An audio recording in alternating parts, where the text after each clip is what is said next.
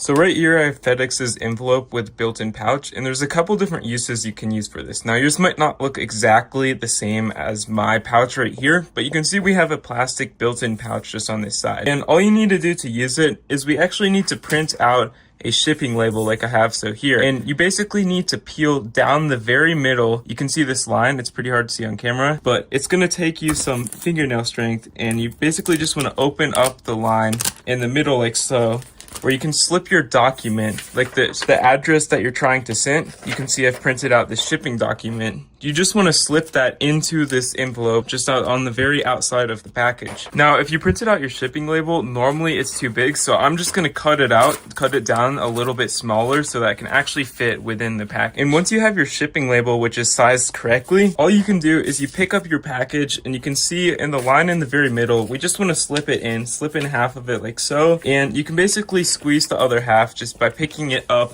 under here and just threading it through here like so. Now it's pretty awkward, but this is all you need to do to actually put in your shipping label. And you can basically reuse these packages just because the shipping label is not actually on the package, but it's just a nice little slip of paper that you can easily take out just the same way we put in like so. And you can simply put your stuff in your package and reseal this package using tape, but you can actually reuse this package in the future and you should be good to go.